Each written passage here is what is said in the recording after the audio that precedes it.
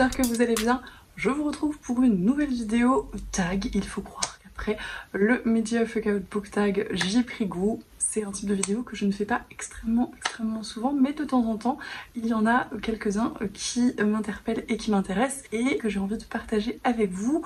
Celui-ci est dans la directe lignée du Comment je lis que j'ai fait il y a quelques mois maintenant, et il a été créé par Juliette de la chaîne Livre et Sortilège, donc bien évidemment je me devais de le faire, d'autant que les questions sont très intéressantes et changent un petit peu, je trouve, des classiques que l'on peut voir à droite à gauche. Ça fait un bon mois qu'elle l'a sortie et que j'y réfléchis et que j'ai envie de le faire. Je prends enfin le temps aujourd'hui et vous l'avez vu dans le titre du coup, il va être question de pourquoi je lis, qu'est-ce qui motive ma lecture, qu'est-ce que j'apprécie dans mes lectures, qu'est-ce que je recherche en lisant, et encore une fois je crois que c'était des questions qui sortaient un petit peu de l'ordinaire et qui pouvaient amener pas mal de réflexions. Donc je vous remets de toute façon la vidéo de Juliette avec son tag, avec ses explications, avec ses templates en barre d'infos, et je vais essayer de répondre à ces différentes catégories. Comme d'habitude, j'espère que ça va vous plaire. N'hésitez pas à me dire ce que vous en avez pensé et à reprendre le tag si jamais il vous intéresse, parce que je serai très curieuse de connaître vos réponses, que ce soit sur Instagram, sur YouTube, en commentaire, comme vous voulez. Mais encore une fois, ce sont des questions qui m'intéressent pas mal, donc n'hésitez pas. Et ça risque d'être une vidéo un petit peu plus courte que d'habitude, mais on ne va pas s'éterniser et je vous propose qu'on commence tout de suite. Et on va commencer du coup avec la grande question éponyme de ce tag. Pourquoi je lis, tout simplement. Et je vous remettrai les templates de Juliette au fur et à mesure. En gros, le principe de ce tag, c'est de noter à chaque fois des raisons ou des catégories dans la grande question de 0 à 10. 0, c'est vraiment très peu intéressant pour nous. 10, c'est toute notre vie de lectrice. Et donc pour la grande question de pourquoi je lis, la première proposition est pour oublier le réel. Et là clairement oui à 3000%, je pense que je vais mettre, j'ai hésité entre 8 et 9, mais c'est quand même très majoritairement ce pourquoi je lis, donc voilà, je pense que ça va être un bon petit 9 tout de même. La grande raison de mes lectures, c'est vraiment d'éteindre mon cerveau et de me plonger dans autre chose, que ce soit de la SFFF, parce que on est d'accord, c'est ce qui fonctionne le mieux en la matière, mais même dans le contemporain, la romance ou les graphiques, ce que je recherche en grande majorité, c'est de changer de réalité si on veut. Alors même si c'est des contextes plus réalistes, ce n'est pas ma réalité, donc pour moi ça fonctionne très bien également, et c'est vraiment l'une des, si ce n'est la raison principale pour laquelle j'ouvre un livre. La seconde catégorie, c'est réfléchir sur le monde ou sur moi, et ça va peut-être vous paraître un petit peu contradictoire avec la question précédente, mais c'est quelque chose que j'apprécie plutôt pas mal dans mes lectures, et vous allez vous dire que c'est pas du tout cohérent avec le fait de vouloir oublier le réel, c'est pour réfléchir dessus, mais ce que j'apprécie dans mes lectures, c'est quand on arrive à me faire réfléchir sur le réel ou sur moi par des chemins détournés et dans des situations qui ne sont pas le réel ou ma personne en particulier.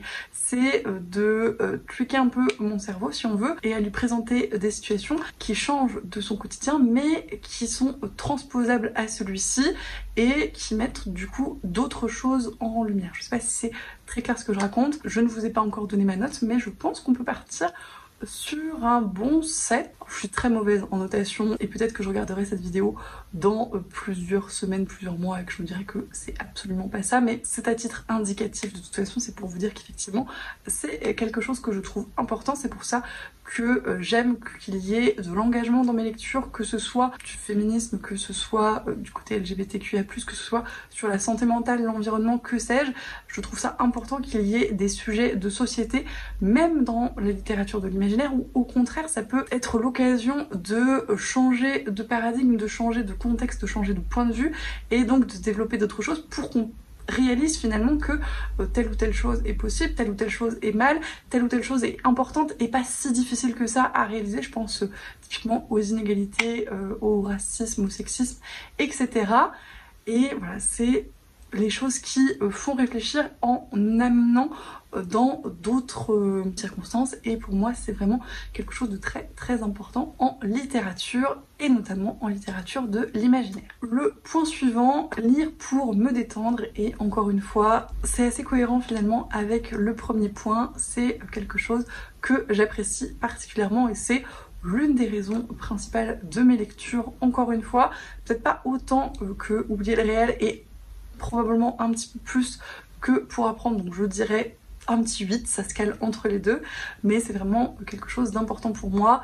Globalement, j'apprécie me laisser porter par ma lecture, et si je réfléchis, c'est de façon un petit peu différente, et globalement l'objectif quand je referme un livre c'est de me sentir détendue. Ça dépend un petit peu des bouquins, on est d'accord, c'est pas toujours possible, mais dans l'ensemble c'est vraiment une parenthèse, c'est un moment de relaxation pour moi et c'est une composante importante de mes lectures. Le point suivant, pour apprendre, alors c'est un petit peu vrai mais c'est pas franchement ce que je recherche pour toutes mes lectures, donc je dirais plutôt 4-5, on va être à un 5 parce que c'est quelque chose que j'apprécie tout de même. J'aime bien par exemple quand un récit historique va me parler de l'architecture ou de la mode de l'époque et du coup m'apprendre des choses à ce niveau-là. En graphique typiquement j'apprécie pas mal lire ce que je considère comme de la non-fiction, des essais dans ce format-là parce que j'ai l'impression d'apprendre des trucs sans trop me fatiguer non plus, et ça rejoint finalement la catégorie précédente pour se détendre. Quand je fais de la lecture plaisir, j'ai pas envie de me farcir la tête d'un certain nombre d'informations, je l'ai bien trop fait dans mes études, mais du coup j'apprécie que ce soit un petit peu distillé au cours du bouquin et que l'apprentissage soit assez camouflé et que je m'en rende compte sans m'en rendre tout à fait compte. Encore une fois, c'est une façon de tricker mon cerveau et c'est un petit peu le grand but de ma vie, j'ai envie de vous dire. Donc voilà, j'apprécie quand je peux apprendre des choses dans mes lectures, mais il ne faut pas que ce soit le principe du livre, sinon à mon sens ce n'est plus une lecture plaisir et on vient dans d'autres catégories. C'est probablement aussi pour ça que je ne lis pas encore énormément d'essais, même s'il y en a pas mal qui m'intéressent. Ça m'est arrivé 2-3 fois, mais j'avais encore, je pense, cette réminiscence scolaire qui m'a bloquée un petit peu, sur laquelle je suis en train de travailler, mais qui pour l'instant ne me permet pas de lire autant de non-fiction et d'essais que je le souhaiterais. Catégorie suivante que je trouve très pertinente pour faire du contenu, parce qu'il est vrai qu'effectivement quand on commence à poster des vidéos, des stories sur Insta ou que sais-je en rapport avec le livre, on a à minima, parce que la passion principale reste la lecture, mais ce truc de dire il faudrait que je lise tel ou tel livre maintenant pour pouvoir parler et faire cette vidéo, il faudrait que j'ai lu tant de livres pour pouvoir faire une vidéo dernière lecture, etc. Donc ça reste quand même par petites touches assez présent dans ma vie de lectrice à partir du moment où je le partage sur les réseaux sociaux, je pense. Il faut quand même avoir conscience de ça et c'est assez sain finalement d'en avoir conscience parce que ça permet de ne pas trop en souffrir si c'est conscient et réfléchi et qu'on ne se met pas trop la pression derrière. Ça m'est arrivé de prioriser tel ou tel livre pour pouvoir ensuite faire une vidéo où j'attendais d'avoir fini cette lecture. Ça m'est arrivé d'acheter des livres pour certaines vidéos, typiquement les vlogs des filles lecture, mais c'était toujours dans des contextes un petit peu particuliers. Ça m'est arrivé également de lire des livres parce qu'on les avait recommandés sur Instagram, sur Booktube, etc. Mais ça c'est un petit peu le cercle vertueux de l'influence, j'ai envie de vous dire. Donc c'est plutôt dans ces cadres-là que je dirais qu'effectivement ça m'arrive de lire pour faire du contenu, mais c'est jamais la raison principale. Je n'achète jamais un livre parce que je me dis que ça va faire du contenu intéressant, j'ai envie de le lire déjà, puis je me dis que ça peut faire du contenu, mais il y a des livres qui sont extrêmement populaires en ce moment qui ne m'intéressent pas particulièrement et je ne me forcerai pas à les lire parce qu'ils sont populaires juste pour en faire du contenu. Donc je pense qu'on va mettre un petit 3 ou 4, un petit 3 parce que j'ai 3 grandes raisons effectivement pour lesquelles ça m'arrive de lire pour faire du contenu, mais ce n'est jamais la raison principale de mes lectures. Et enfin, dernière question pour sociabiliser, et là ça va être un petit peu plus, assez étonnamment, mais c'est quelque chose d'assez récent, tout simplement parce qu'avec toutes les lectures communes et autres book clubs auxquels je participe ces derniers mois, j'ai l'impression d'énormément sociabiliser autour de mes lectures. C'est un petit peu aussi en rapport avec les réseaux sociaux et la création de contenu, bien évidemment, évidemment, mais entre les lectures communes avec Lucie, les lives Twitch, les lives Explorer Livre où on discute de nos lectures, ça fait quand même pas mal de sociabilisation en rapport. Ce n'est pas non plus la raison pour laquelle je lis, encore que là pour le coup ça m'est arrivé d'acheter des livres spécifiquement pour des lectures communes. Donc voilà, je pense qu'effectivement la sociabilisation c'est devenu en tout cas une part assez importante de mon expérience de lecture et des raisons pour lesquelles je lis. Donc on va mettre un petit 5, je pense que ça me paraît pas mal. Ensuite, on va passer au genre de mes lectures et ça va peut-être pas vous surprendre énormément si vous suivez mes vidéos depuis un moment. La SFFF, donc Sci-Fi Fantasy, c'est au moins 50% de mes lectures, en tout cas c'est une grosse majorité de mes lectures de romans, donc on va être un bon 8, hein. Je pense que c'est bien représentatif de mes genres littéraires favoris, sans aucune discussion. Pour le contemporain, la littérature blanche, je suis en train d'en lire un et je pense que c'est le premier de l'année. On est à plus de la moitié de celle-ci. C'est vraiment pas un genre vers lequel je me tourne spontanément, c'est pas quelque chose que j'apprécie particulièrement. J'ai fait de bonnes découvertes en la matière, mais je pense que pour moi c'est trop proche du réel pour avoir ce que je recherchais dans la question, c'est-à-dire vraiment m'en échapper. Donc ça fonctionne difficilement avec moi dans ce sens. Donc vraiment c'est un genre que je lis très peu et on va lui mettre 1, je pense, à ce niveau-là. Ensuite, historique, ça j'en lis un petit peu plus, même si ça dépend, globalement j'ai des périodes. Je considère comme historique la romance historique, même si c'est un sous-genre à cheval sur la romance et que c'est quand même très particulier. Les classiques, tout ce qui est Jane Austen, etc. Et tout ce qui est livre un petit peu historique, typiquement avec des voyages dans le temps comme Outlander que j'ai juste là et que pour le coup j'ai plutôt pas mal lu et beaucoup apprécié et qu'il faudrait que je continue d'ailleurs.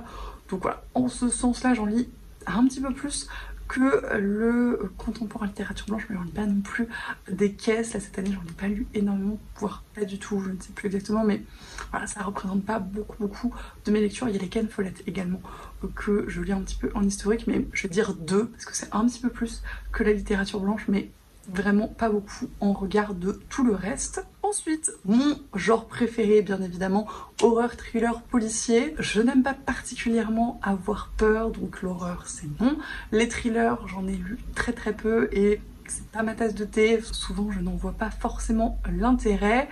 Et les policiers, pour le coup, j'en lis un petit peu plus, mais c'est des vieux de la vieille, tout ce qui est Sherlock Holmes, Agatha Christie, ce genre de choses très classiques. Et Fred Vargas, la seule autrice pour l'instant de romans policiers qui trouve grâce à mes yeux. Donc il n'y en a pas des caisses non plus. Encore une fois, il y en a un petit peu plus que pour le contemporain blanc, donc je pense qu'on va rester comme pour l'historique à 2, mais uniquement pour les policiers dans cette catégorie, encore une fois, horreur, thriller, c'est net, donc c'est 0 pour eux et 2 pour les policiers. Ça fait une moyenne de 1 si on veut, je ne sais pas, mais voilà. Pour vous donner une idée, c'est assez axé policier et très peu global. Et le dernier genre littéraire proposé par Juliette, c'est la romance. Et là, pour le coup, j'en lis quand même pas mal. J'en lis beaucoup moins ces derniers temps que je n'ai pu en lire dans mes plus jeunes années. Typiquement, si vous avez vu certaines de mes vidéos rétrospectives, c'est assez omniprésent globalement, mais là depuis début 2023 j'en ai pas lu tant que ça, je pense, mais je mettrais quand même un petit 5 parce que ça reste quelque chose que j'apprécie beaucoup, que je recherche même assez fréquemment, même dans les lectures qui ne sont pas estampillées romance. J'aime bien qu'il y ait un petit peu de romance si c'est bien fait, et ça m'arrive encore d'avoir une petite fringale de romance et de bons sentiments et de me bouffer un Ali Hazelwood dans la foulée. Donc ouais, je pense qu'on va partir sur un bon 5. C'est pas la majorité de mes lectures, mais c'est quelque chose que j'apprécie beaucoup. Et j'ai failli oublier le dernier genre qui pourtant est assez prépondérant dans mes lectures actuellement, pour le coup, les graphiques bien évidemment. Pour le coup, je pense que ça représente actuellement un tiers de mes lectures, en tout cas depuis le début de l'année, c'est à peu près ça, parce que je trouve que ça permet vraiment énormément de créativité, d'inventivité dans la mise en page, dans le style graphique, dans les couleurs, dans les dessins, dans la façon dont l'histoire est racontée, dans la narration. Il y a vraiment plein de choses qui sont possibles, que ce soit en manga, en roman graphique, en bande dessinée, etc. Et souvent c'est des lectures un petit peu plus rapides, un petit peu plus légères, qui permettent d'aborder des sujets un petit peu plus lourds sans me heurter à ce niveau-là, c'est moins pesant que dans un roman où des fois quand ça traîne un petit peu en longueur, ça me pèse davantage. Là souvent ça permet d'avoir le bon combo pour moi et du coup voilà, ça représente un bon tiers de mes lectures, donc ce sera définitivement plus que la romance. Je pense que je vais le mettre à un bon 6 à mon avis, peut-être du coup que je vais baisser la romance à 4, je ne sais pas. Mais ouais, c'est quand même un genre que je lis énormément ces derniers temps. Pareil, ça a pas mal changé par rapport aux années précédentes et c'est intéressant je trouve à ce niveau-là, mais c'est vraiment un genre que j'apprécie particulièrement. Pour la question suivante, Juliette nous proposait de revenir sur nos piliers en matière de romance qui nous portent dans nos lectures, ce qui est important pour nous dans l'écriture d'un roman, dans sa construction, ce qui nous fait l'aimer ou pas, ce qui est toujours un petit peu difficile à définir effectivement. Et le premier pilier, bien évidemment, ce sont les personnages qui sont très importants pour moi. J'aime beaucoup m'attacher aux personnages. Je pense que je suis un petit peu moins character driven que Juliette qui est vraiment ma référence en la matière, mais ça reste un pilier de lecture que je trouve extrêmement important. Si les personnages ne sont pas cohérents, ne sont pas réalistes, ne sont pas attachants, je vais avoir beaucoup de mal à m'intéresser à ma lecture et à la continuer. Donc je mettrai un bon 7 je pense pour cette catégorie parce que c'est vraiment pour moi si ce n'est le pilier le plus important. Ensuite, l'intrigue, l'histoire, c'est également bien évidemment quelque chose de très important pour moi dans mes lectures. Il faut que ce soit cohérent, il faut que ce soit intéressant, il faut que le rythme soit pas trop mal équilibré. Alors ça, c'est un petit peu difficile à définir et ça tient parfois de plusieurs choses, et typiquement du style d'écriture des auteuristes qui peut rendre quelque chose de très lent absolument passionnant et à contrario quelque chose de très rapide insipide au possible. Donc c'est un petit peu difficile à nuancer également, mais cela étant dit, ça reste vraiment un pilier très important pour moi aussi. Un petit peu en dessous des personnages, mais je mettrais quand même un 6 pour cette catégorie. Le world building extrêmement intéressant également, faut aussi qu'il y ait de la cohérence. Ça me dérange pas de pas avoir toutes les réponses à mes questions et que tout soit expliqué extrêmement précisément, mais il faut quand même qu'on sente un petit peu le monde, l'univers et la façon dont il est construit. Et typiquement en SFFF de toute façon, comme c'est ce que je lis en grande partie, pour le world building en contemporain romance, c'est un petit peu moins nécessaire, même si j'aime bien qu'il y ait un contexte autre que le contemporain romance et qu'on découvre d'autres univers entre guillemets réalistes et contemporains, typiquement dans les professions des personnages ou ce genre de choses. Je trouve ça toujours très intéressant quand c'est bien fait, donc voilà. En SFFF c'est primordial, mais même pour le reste je pense que ça a son importance. En tout cas moi c'est quelque chose que j'apprécie particulièrement dans le récit et je pense que je le mettrai au niveau de l'intrigue, donc un bon 6 pour cette catégorie là. Et enfin l'écriture, alors c'est important pour moi, je ne dirais pas le contraire, mais je peux me satisfaire d'un livre qui n'est pas extraordinairement écrit si le reste est là. Il faut que ce soit quand même bien écrit, que les phrases aient un sens, il faut que je puisse me laisser porter et ne pas buter sur la construction et sur chacun des mots. Il faut que ce soit fluide, mais si c'est pas plein de vocabulaire formidable et que les constructions sont assez simples et qu'il y a un petit peu de répétition, c'est pas dramatique en soi. Par contre, effectivement, si l'écriture est très belle et pleine de poésie avec beaucoup de recherche et de vocabulaire, je n'en serais que ravie, mais c'est pas le point le plus important à mon sens. Donc je mettrais un petit 4, je pense que ça représente pas mal l'équilibre entre il faut quand même qu'il y ait quelque chose, que ce soit fluide, que ce soit agréable. Je suis ravie s'il y a plus, mais si ça reste à ce niveau-là, ce n'est pas dramatique en soi. Et enfin, la dernière question de ce tag, quelles émotions je recherche dans mes lectures? Et la première, c'est la joie, et bien évidemment, c'est pareil, une des principales raisons pour lesquelles je lis, mais ça va avec, je pense, m'échapper du réel et me détendre, qu'on a vu dans la question 1. C'est vraiment cette sensation de bonheur que je recherche dans mes lectures, et pour ça je pense qu'on va mettre un petit 8 parce que j'adore refermer un livre et me sentir juste bien et heureuse, et c'est vraiment ce que je recherche en priorité. Ensuite, la tristesse, et c'est aussi un petit peu contradictoire avec la question précédente, mais je ne déteste pas être un petit peu triste dans mes lectures, je ne déteste pas pleurer, au contraire, c'est que je suis impliquée dans ce qui se passe et dans les personnages, et si un livre m'a fait pleurer et m'a fait passer un moment, c'est très chouette également. Donc c'est pas ce que je recherche en priorité. Il y a des livres qui sont vendus comme tels et où je sais que je vais probablement pleurer un petit peu. ça ne me dérange pas d'y aller, mais je vais attendre d'être dans le bon état d'esprit pour ça, et voilà, c'est quelque chose que je recherche un petit peu moins tout de même et moins fréquemment globalement, donc je mettrai, je pense, un petit 4, ça m'arrive mais c'est pas le plus fréquent. La surprise, j'apprécie énormément être surprise dans mes lectures. Si on arrive à un plot twist que je n'ai pas du tout vu venir mais pour lequel je peux après me souvenir d'indices précédents qui auraient pu me mener sur la piste, je suis vraiment extrêmement heureuse de cela, et les rebondissements surprenants, les choses comme ça, c'est vraiment tout ce que j'aime. Donc je mettrais un bon 6 pour cette émotion. La colère, je n'apprécie pas particulièrement m'énerver dans mes lectures. C'est encore une fois en cohérence avec le fait de vouloir me détendre et m'échapper du réel.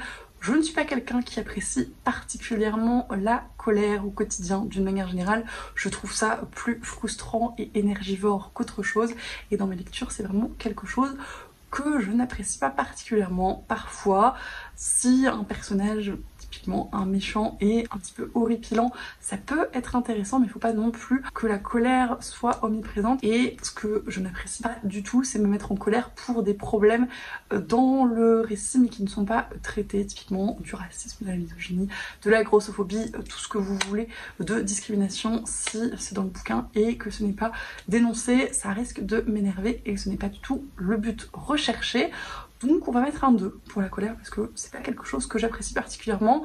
Bien dosé, ça peut être sympa, mais sinon c'est pas ma tasse de thé. Dans la même veine, la peur, je suis une grosse flippette, vous l'avez compris je pense, pour tout ce qui est horreur et thriller, donc ce n'est pas encore une fois quelque chose que je recherche particulièrement. S'il y a un tout petit peu de frisson, que c'est un petit peu spooky et qu'il y a un petit sursaut, ça va, mais faut pas que ça aille plus que ça. Et très clairement, mon expérience de lecture de Lovecraft pour l'instant s'est conclue sur le fait que je le lirai la journée pour justement ne pas trop en souffrir. Donc c'est sympa quand c'est très légèrement dosé, mais au-delà de ça, ce n'est pas ma passion dans la vie. Donc comme la colère, ça va être un bon petit 2. Et la dernière émotion, la passion. Et si vous connaissez mon amour pour les romances, bien évidemment, ça sera une émotion que je recherche dans ce cadre-là. En tout cas, j'aime quand il y a de la tension et qu'elle est bien construite et qu'elle est bien amenée et qu'on croit à la relation entre les personnages et qu'il y a vraiment ce truc qui monte et qu'on a juste envie à un moment donné que ça pète parce que ils s'embrassent ou parce que ils se parlent ou que sais-je, ou que la romance soit révélée si on veut. Donc ça c'est vraiment quelque chose que j'apprécie particulièrement pour le coup dans mes lectures et que je recherche dans mes lectures de romance. En tout cas s'il y a une romance dans un autre genre, j'apprécie que ce soit là quand même, que la relation soit bien construite et avec de la bonne tension. Donc je pense que je la recherche un petit peu plus que la surprise, en tout cas pour de la romance typiquement, dans ce style très particulier. Donc on va partir sur un 7, parce que c'est pas autant important pour moi que la joie, mais pour une romance, à mon sens, c'est indispensable. Et si les questions de passion, donc s'il y a une romance qui se balade dans le bouquin, c'est quand même très important. Et voilà, c'en est tout pour ce tag pourquoi je lis. J'ai vraiment beaucoup apprécié répondre à ces questions. Je trouve que ça amène à des réflexions intéressantes. N'hésitez pas à me dire ce que vous en avez pensé, j'espère que ça vous a plu. Je remercie bien évidemment Juliette pour avoir créé ces questions et ces visuels. Je pense que je vais bien m'amuser au montage à remplir tout ça, mais j'ai vraiment beaucoup apprécié y réfléchir et les compléter, donc merci encore. N'hésitez pas, comme d'habitude, à réagir sur ce que j'ai dit, à répondre à ce tag en commentaire si vous ne l'avez pas fait ailleurs, et à me dire globalement ce que vous auriez répondu pour chacune de ces questions. Je vous remercie comme d'habitude pour tous vos commentaires, tous vos messages, tous les échanges qu'on peut avoir, c'est toujours un plaisir. Je vous souhaite bien évidemment d'excellentes lectures et je vous dis à la prochaine.